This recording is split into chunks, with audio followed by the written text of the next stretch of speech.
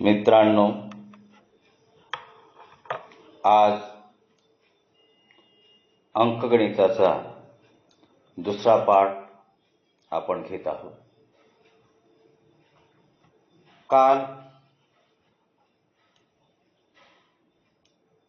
म्हणजे 2 दिवसापासून अंकगणिताचा दुसरा भाग, पहिला भाग हा आपण व्हिडिओ केल्यानंतर 5.25 GB ची फाईल झाल्यानंतर ती म्हणजे अपलोड व्हायला कमीत कमी 2 दिवसाचा कालावधी लागून गेला.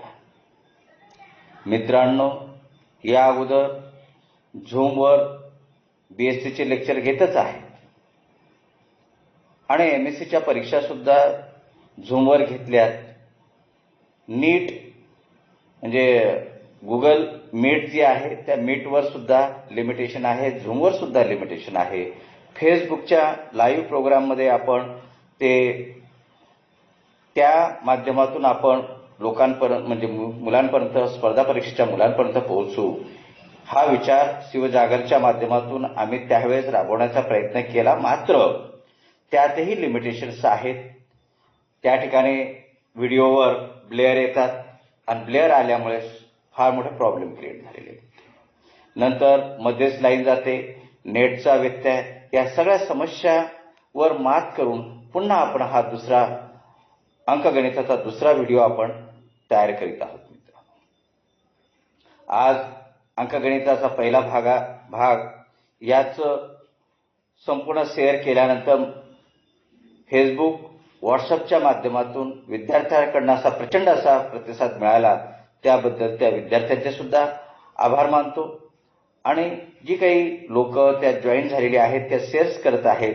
हा फक्त एक उद्देश आहे, महाराष्ट्रातील सर्व जाती धर्मातील विद्यार्थ्यां जे आहेत, स्पर्धा परीक्षेला जे बसलेले आहेत, त्यांना अंकगणित हा प्रचंड स्वरूपातला हार्ड वाटतोय किंवा प्रॉब्लेमॅटिक वाटतोय, त्या विषयाला सोडून स्पर्धा परीक्षा देणं अशक्य आहे मित्रांनो. म्हणून की या अंकगणिताच्या या व्याख्यानाच्या माध्यमातून हा एक विशेष प्रयत्न आहे की सर्व जाती धर्मातील विद्यार्थी जे होतकरू विद्यार्थी आहेत, त्या होतकरू विद्यार्थ्यांपर्यंत ही अंकगणिताची भीती घालवावी हा त्यामागील हेतू आहे मित्रांनो. आणि म्हणून हा आपला आजचा व्हिडिओ सुरुवात करीत आहोत. मित्रांनो, मागच्या भाग 1 मध्ये आपण मूळ संख्यापर्यंत आलो होतो. आजचा भाग जो आहे तो जोड संख्या म्हणजे काय. आता जोड संख्या म्हणजे काय, दोन मूळ संख्यांचा दरम्यान फक्त एकच संयुक्त संख्या असेल, 2चा फरक असणाऱ्या मूळ संख्यांना जोड मूळ संख्या असे म्हणतात. फॉर एक्झाम्पल, आता ह्या काही मूळ संख्या आपण मागच्या वेळेस बघितल्या.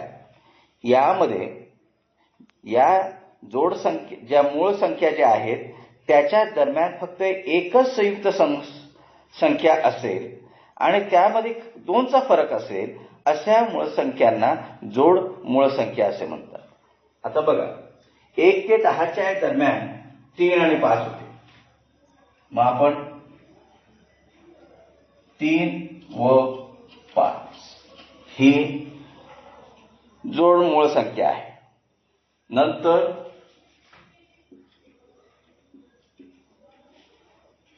नंतर 5 आणि 7, 5 आणि 7 ही सुद्धा जोड मूळ संख्या आहे. त्याच पद्धतीने 11 व 13. नंतर 17 व 19, 17 व 19. नंतर 5वा आहे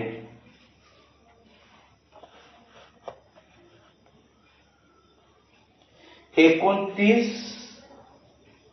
व 31. बघा, दोघींमध्ये फरक आहे.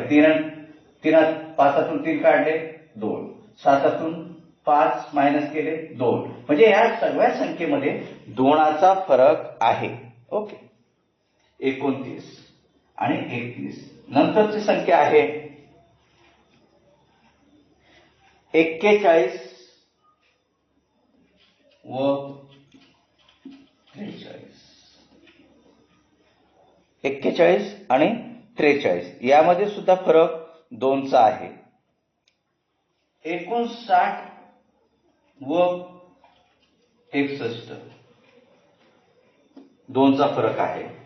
8 जोडी आहे ते 71 व 73.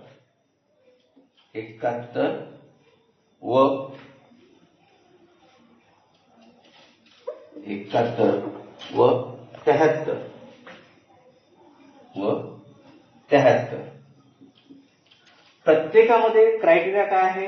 फरक हा 2चा आहे. फरक कितीचा आहे? 2चा आहे. 3च्या अगोदरची संख्या कोणती आहे? 2 आहे. ही मूळ संख्या आहे, पण ती सम आहे. 5 जो आहे 5 सुद्धा मूळ संख्या आहे. 3 आणि 5 या दरम्यान 4 आहे. मग फरक कितीचा आला? 2चा आला. म्हणजे मूळ संख्या ज्या आहेत त्या मूळ संख्यांचा एकच संयुक्त संख्या असेल. 2चा फरक असणाऱ्या मूळ संख्यांना जोड संख्या असे म्हणतात. असं 1 ते 100 किती? 1 ते 100 या जे काही हे आहेत यामध्ये जोड मूळ संख्या किती आहेत? जोड मूळ संख्या किती आहेत? दरम्यान या संख्यांच्या दरम्यान जोड मूळ संख्या किती आहेत? त्या आहेत 8. 8 कोणत्या? या 1 2 3 4 5 6 7 आणि 8 ह्या संख्या जोड संख्या आहेत. तुम्हाला प्रश्न विचारताना सहजतेने सरळ विचारणार नाही. 1 ते 100 दरम्यानचा जो काही भाग आहे, म्हणजे आपण ज्या संख्या मोजतो, नैसर्गिक संख्या ज्या आहेत त्या मोजल्यानंतर तुमच्या लक्षात येईल की नैसर्गिक संख्या आणि मूळ संख्या ह्या दोघी विरोधाभास आहे. ज्या संख्येला 2ने भाग जात असेल त्यांना मूळ संख्या असं म्हणतात, बरोबर. मग या जोड संख्या ज्या आहेत 1 ते 100च्या याच्यामध्ये त्या कशा असल्या पाहिजे? त्या दोन मूळ संख्यांच्या दरम्यान फक्त एक संयुक्त संख्या असेल आणि ह्या 2चा फरक असेल, अशांना जोड संख्या म्हणतात. आता बघा, ह्या जोड संख्या झाल्या. आता समूळ किंवा परस्पर मूळ संख्या, ज्या 2 संख्यांना किंवा अधिक संख्यांना एका व्यतिरिक्त अन्य सामायिक विभाजक नसतो त्यांना समूळ किंवा परस्पर संख्या असे म्हणतात. मग आता ती मूळ संख्या नाहीये, पण तिला विभाजक जो आहे तो विभाजक एकाने त्याला भाग जातो, दुसऱ्या संख्येने त्याला विभाजन होत, सामूहिक पद्धतीने त्याचं विभाजन होत नाही. फॉर एक्झाम्पल 25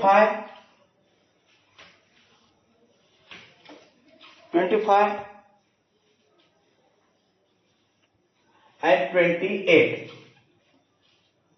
25 आणि 28,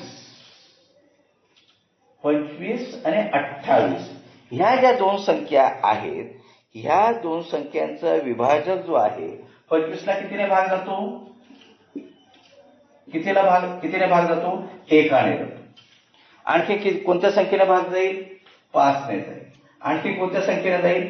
तीच संख्या जी आहे 25 ला भागिले 25 केले ते 1. म्हणजे बघा, 25 ला 1ने भाग जातो, 25 ला भाग. आता 28 ला कोणत्या संख्येने भाग जाईल? 1ने जाईलच, बरोबर. 1ने जाईल, 2ने जाईल, 4ने सुद्धा जाईल, 7ने सुद्धा भाग जाईल, 14ने सुद्धा भाग जाईल आणि 28ने भाग जाईल. बघा, सामूहिक संख्या कोणती आली? ही 1 आली. दुसऱ्या सामूहिक आहेत का? बघा, या याच्यात 5 आहे का? नाही. याच्यात 25 आहे का? नाही. कोण एकच ही सामायिक संख्या असेल, बाकीचे विभाजन जे आहेत करणारे जे आहेत त्याच्यामध्ये ते सामायिक नसतील, अशा संख्यांना त्या ठिकाणी समूळ किंवा परस्पर मूळ संख्या असे म्हणतात. ओके. आता 25 आणि 28 ज्या आहेत, 25 व 28 ज्या संख्या आहेत, 25 आणि 28 यांना एक व्यतिरिक्त सामायिक विभाजक नाही, म्हणून त्या दोन संख्या मूळ नसताना सुद्धा एकमेकाच्या परस्पर बाबत मूळ ठरतात. त्यांना परस्पर मूळ संख्या असे म्हणतात किंवा परस्पर मूळ संख्या असे म्हणतात. आता संयुक्त संख्या म्हणजे काय? संयुक्त संख्या म्हणजे मूळ नसलेल्या संख्यांना संयुक्त संख्या म्हणतात. मूळ नाही ते, पण त्यांना संयुक्त पद्धतीने केलं जातं. त्यांना मूळ संख्या व्यतिरिक्त सर्व नैसर्गिक संख्या. फॉर एक्झाम्पल, आता बघा,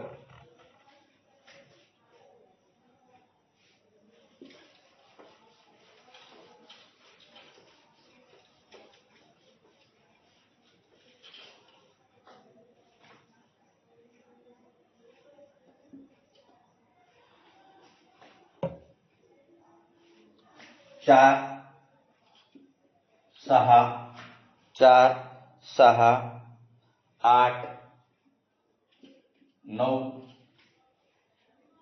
10, 12, 14, 15, 16.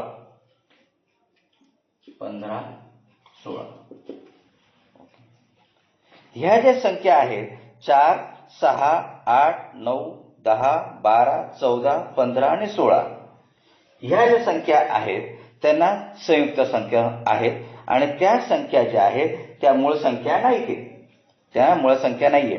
पण याच्यातील एक जी आहे यामध्ये नाही येते, पण एक ही जी आहे, हा जो अंक आहे, ही संख्या मूळ संख्या नाही आणि संयुक्त संख्या सुद्धा नाहीये मित्रांनो. पण दोनच ही मूळ अशी संख्या आहे. यामध्ये संख्येचा अंतर्भाव केलेला नाहीये, पण मूळ संख्या जी 2 आहे तीच एक मात्र समसंख्या आहे. 1 ते 100 दरम्यान संयुक्त संख्या किती? बघा, काय विचारलं जातं? 1 ते 100 या दरम्यान संयुक्त संख्या किती? संयुक्त संख्या किती?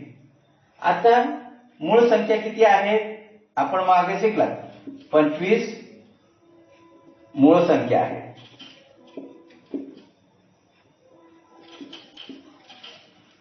एक ही संख्या, अगोदर मी तुम्हाला सांगितलं, एक ही संख्या मूळ संख्या पण नाही आणि संयुक्त संख्या सुद्धा नाही. एक ही मूळ संख्या पण नाही, मूळ संख्या नाही आणि संयुक्त सुद्धा संख्या नाही. संयुक्त संख्या नाही. मग किती झाले?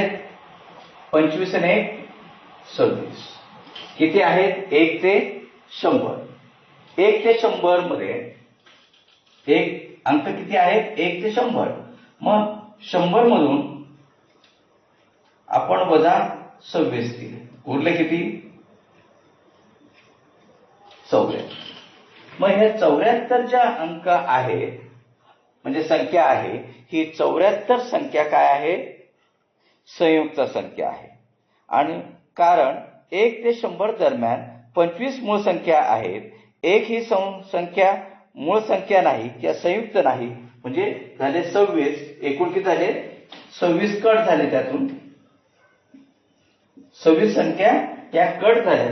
उरल्या 100 मधून 26 वजा केले 74. या 74 ह्या संयुक्त संख्या आहेत मित्रांनो. मग आता चौरस संख्या म्हणजे काय? कोणत्याही पूर्ण वर्ग संख्येस चौरस संख्या म्हणतात. आता बघा, चौरस संख्या म्हणजे काय?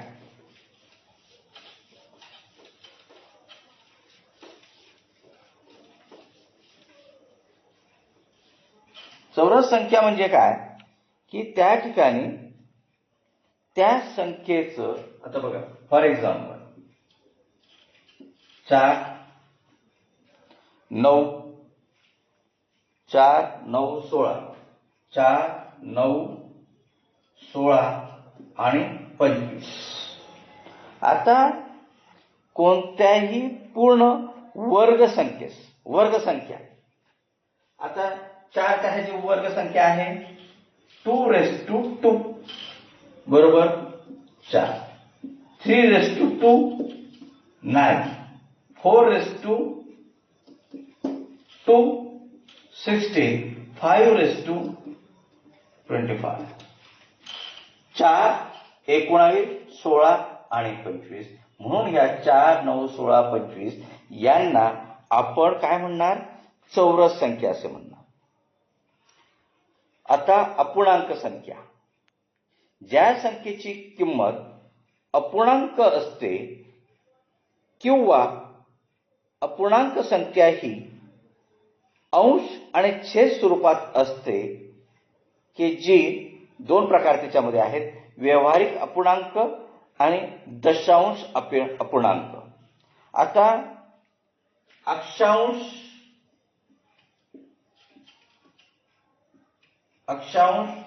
आणि छेदस,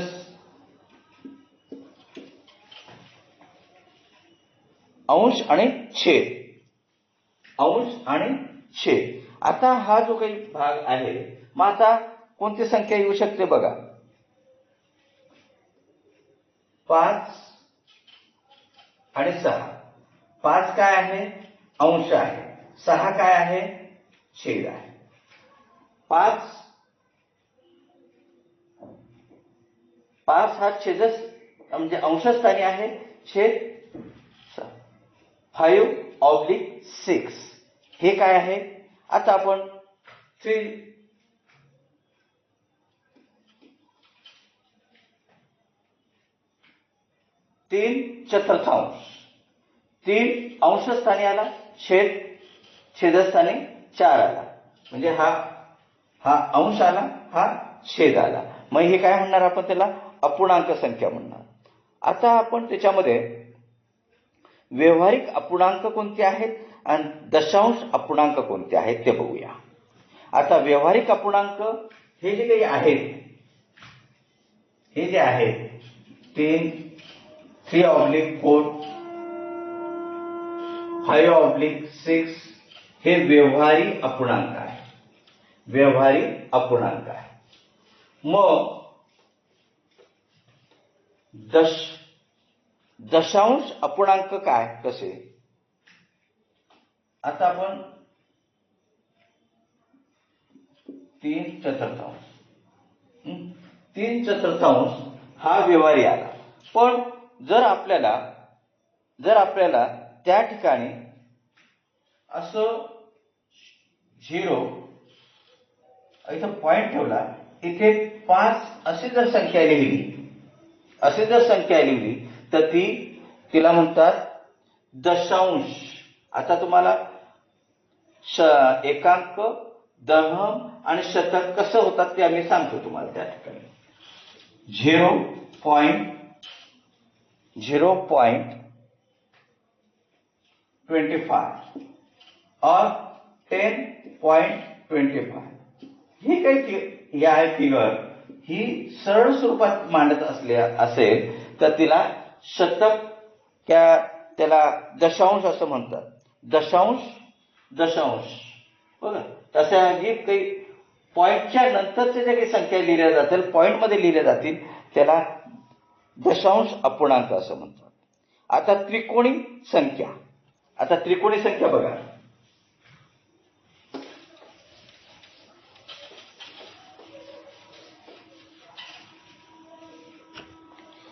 त्रिकोणी संख्या 1 मल्टिप्लाय 2 1 मल्टिप्लाय बाय 2 अपॉन 2.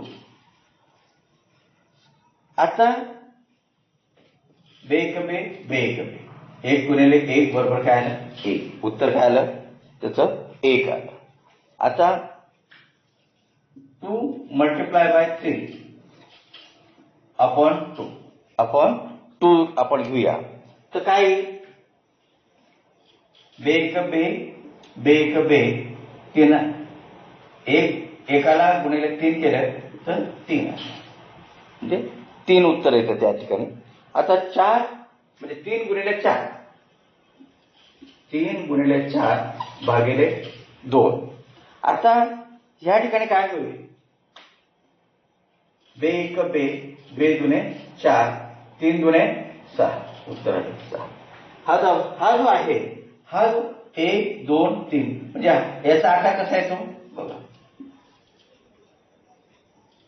त्रिकोणी आणि म्हणून याला त्रिकोणी संख्या असं म्हणतात. बघा ही संख्या बघा कशी इथे 2 त्रिकोणी संख्या त्रिकोणी. ओके. आता परिमेय संख्या जी आहे ती कोणत्या स्वरूपात असते a upon b. a upon b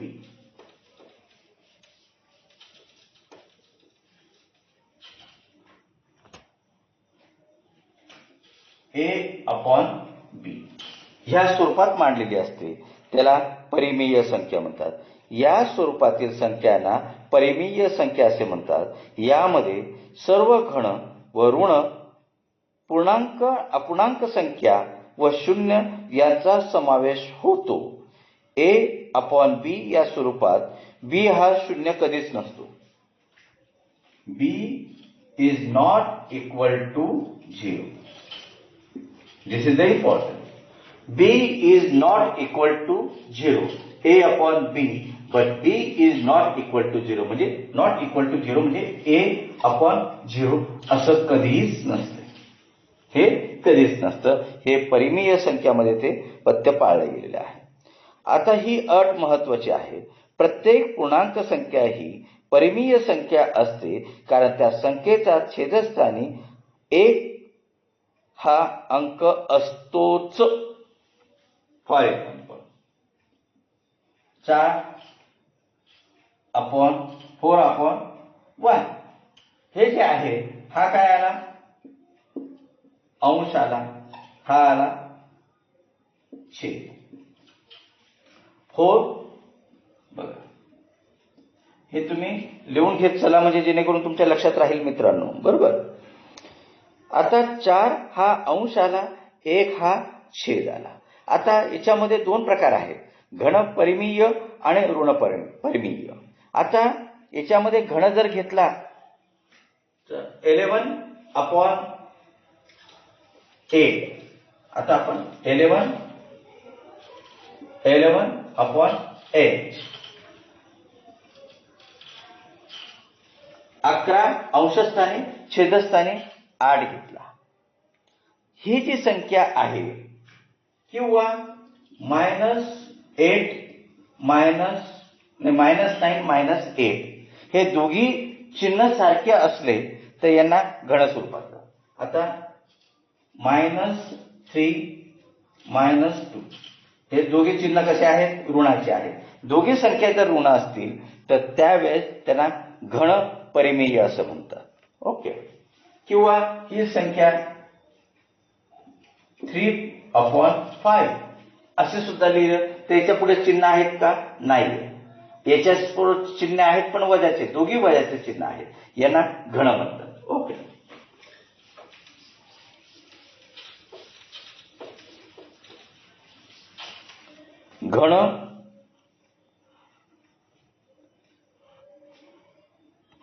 घन परिमेय संख्या ज्या छेदस्थानी किंवा अंशस्थानी सारखे चिन्ह असतील मग ऋण तर ऋणच असतील घन तर घनच असतील अशा संख्यांना घन परिमेय म्हणतात.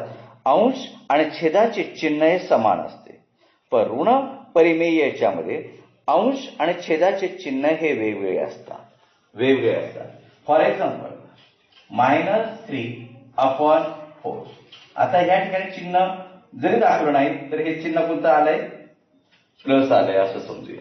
Assumption of these things. -3/3 म्हणजे 3/4. बट हिअर इंडिकेट, इथे काय दर्शवलेलं आहे, मायनस. इथे काय दर्शवलं, प्लस जरी दर्शवलं नसलं किंवा तिथे चिन्हही नसले, चिन्ह असेल काय नसेल काय, तो घन आहे असं आपण गृहीत धरायचं, म्हणजे प्लसचं असेल तो. आणि म्हणून त्या ठिकाणी हे जे चिन्ह आहे हे विरोधात असतील, समान नसतील, तर त्यांना त्या ऋण परिमेय असं म्हणतात. फॉर एक्झाम्पल 7/-9, म्हणजे प्रत्येक वेळेस ऋण तिथे वर छेदस्थानी असेल, म्हणजे अंशस्थानी प्रत्येक वेळेस ऋण राहील असं नाहीये, छेदस्थानी सुद्धा ऋण राहील. यांना ऋण परिमेय असंच म्हणतात. आता आपण शिकणार आहोत संख्यांचे वाचन व लेखन. संख्यांचे वाचन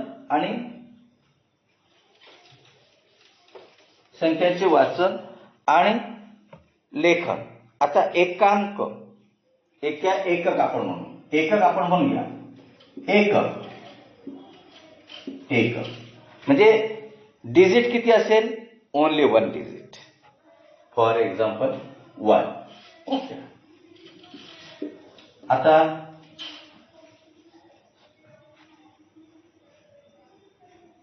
दशक मीन्स 10, म्हणजे 2 डिजिट. 1. किती आले डिजिट, 2 आले. शतक 1, 2, 3. किती चिन्ह म्हणजे किती हे झाले, त्याची व्हॅल्यू किती आहेत, 1 से 11. हे 11, हा 1. जे एकक असेल 1 असेल, दशक असेल 2 डिजिट असतील. हे किती डिजिट आले, हे 1 डिजिट, हे 2nd डिजिट. याच्यामध्ये शतकमध्ये किती डिजिट आले, 1, 2, 3. 3 डिजिट मीन्स शतक. ओके. नंतर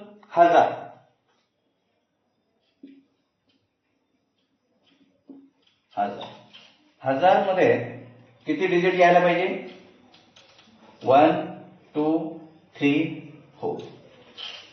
म्हणजे त्या ठिकाणी आपण जर असं शून्याच्या संदर्भात जर घेतलं तर कसं होतं बघा. हा 1, कदाचित आपण याला बघूया. 1 दशक, 10 शतक, हजारवर किती शून्य, 3.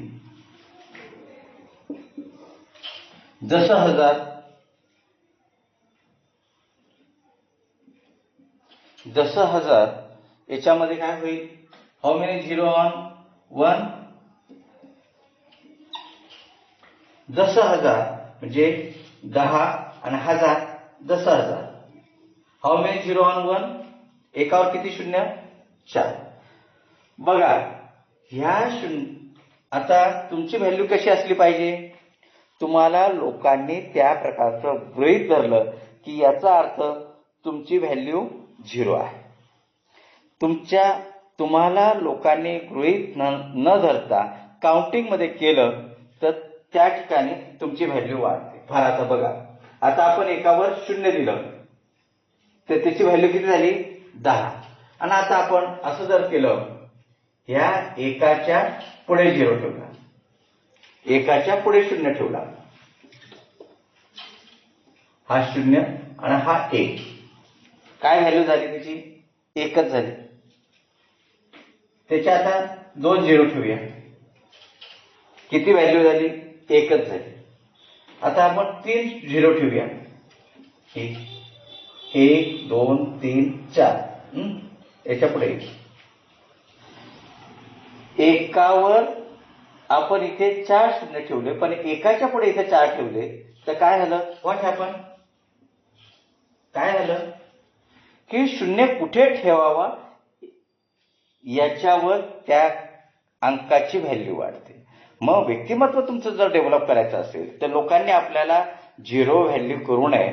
यामुळे तुम्ही तुमचं व्यक्तिमत्व घडवताना असं काम करा की जेणेकरून ते तुमच्या पुढे तुमच्या म्हणजे ह्या अंकाच्या पुढे जसं शून्य ठेवल्यानंतर त्याची किंमत वाढते, त्याच्या अगोदर जर ठेवली तर किंमत त्याची एकच राहते मित्रांनो. आणि गावगाड्याच्या याच्यामध्ये अशी माणसं भरपूर असतात की त्याचे शून्य समोर येतो, एकाच्या वर शून्य येत नाही, ते एकाच्या अगोदर शून्य येतो, म्हणून त्याची व्हॅल्यू किती असते? एक, फक्त एकच असते. पण या ठिकाणी एकावर तुम्ही एक झिरो ठेवला तर 10 झाली, एकावर 2 झिरो ठेवले आता झिरो. आता इथे संख्या डिजिट जी आहे ती झिरो आहे, 2 झिरो आहे. एकावर 2 शून्य ठेवले तर 100 झाले, पण एकाच्या पुढे जर 2 शून्य ठेवले तर व्हॅल्यू एकच राहिली. एकावर 3 झिरो ठेवले, 3 शून्य ठेवले तर व्हॅल्यू त्याची 1000 झाली, पण त्या एकाच्या समोर जर 3 शून्य जरी ठेवले तर व्हॅल्यू त्याची एकच राहिली. आता या ठिकाणी एकावर 4 शून्य ठेवले आणि एकाच्या अगोदर 4 शून्य ठेवले, एकाच्या अगोदर शून्य ठेवले, व्हॅल्यू किती? यांची व्हॅल्यू किती? एकच आहे. याची व्हॅल्यू 1 आहे, याची व्हॅल्यू 1 आहे, याची व्हॅल्यू 1 आणि याची व्हॅल्यू सुद्धा एकच आहे.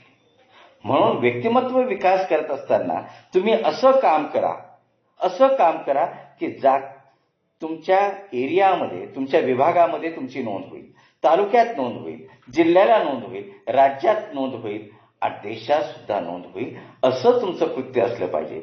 स्पर्धा परीक्षेच्या माध्यमातून जेव्हा तुम्ही मोठ्या पोस्टला जातील तेव्हा तुम्हाला नाते गोतेच नाही तर अदर समाजाचे सुद्धा जे तुम्हाला ओळखत नाही ते सुद्धा किंमत देतील मित्रांनो. पण तुमची कृती अशी असली पाहिजे की त्या एकावर शून्य ठेवल्यानंतर ते किंमत वाढते ती पाहिजे. ही या प्रकारची नकारात्मक भूमिका आपल्याकडे नकोय, त्याची व्हॅल्यू एकच राहते मित्रांनो. म्हणून आयुष्यामध्ये तुम्ही शून्यांची संख्या ही अंकाच्या पुढे आली पाहिजे, असं व्यक्तिमत्व निर्माण झालं पाहिजे. नाहीतर त्याच्या अगोदर शून्य जर ठेवले तर मित्रांनो किंमत तुमची काहीच राहत नाही, तुमची किंमत झिरो असते मित्रांनो, लक्षात असू द्या. आणि म्हणून त्या ठिकाणी संख्याचं वाचन करत असताना शून्य कुठे ठेवलेले आहेत, तुम्ही कुठे बसतात, कुठे बोलतात, कोणत्या पद्धतीने बोलतात, तुम्हाला लोक बघतात मित्रांनो, बघतात. आणि त्यावरून तुम्हाला गृहीत धरायचं की याची काउंटिंग करायची हे ठरवलेलं असतं मित्रांनो. मी 40गावमध्ये बॅनरवर किंवा कोणत्याही पॉम्पलेटवर माझं नाव स्वतः येऊ देत नाही. कोणी बॅनरवाले सुद्धा विचारतात, 10 वेळा विचार करतात की सरांचा फोटो टाकायचा की नाही, नाव टाकायचं की नाही. नाही, माझं नाव टाकू नका तिथे, माझा फोटो देऊ नका तिथे. का? ते व्हॅल्युएबल पर्सन त्यावेळेस निर्मिती होते मित्रांनो. आयऱ्या गैऱ्या नथू खऱ्या येतो आणि तुमचं नाव टाकतो, तुमचं पोस्टरवर नाव टाकतो, याचा अर्थ तुमची व्हॅल्यू झिरो आहे असं समजावं. झिरो कुठे ठेवावा हा तुम्ही ठरवून घ्या मित्रांनो. व्हिडिओची लेंथ जास्त होऊ नये हा माझा त्यामागील हेतू आहे की जेणेकरून कमी कालावधीमध्येच्या व्हिडिओ जर दिल्या तर अपलोड लवकर होतं. आणि म्हणून आपण या ठिकाणी थांबूया आणि याच्यानंतर आपण पुन्हा उद्याच्या दिवशी पुन्हा आपण याच्यामध्ये थोडासा याच्या पुढचं शतक म्हणजे 10,000 पर्यंत आलं तर आपण आता आणखी घेऊया. याकरता 10,000च्या नंतर आपण लक्ष 6वा आहे लक्ष. एकावर किती शून्य? इथे आले 4, 1 2 3 4 आणि 5. आता ह्या अगोदर समजून घ्या 1 2 3 4 आणि 5. एकाच्या अगोदर 5 शून्य दिले त्याची किंमत एकच झाली, पण एकावर 5 शून्य दिले त्याची किंमत झाली 1 लक्ष. आता जसं लक्ष म्हणजे 10 वर किती शून्य? 1 2 3 4 आणि 5. 10 वर 5 शून्य आणि एकावर किती? 6 शून्य. जसं लक्ष. आता बघा 6 शून्य इथे ठेवले, 1 2 3 4 5 6.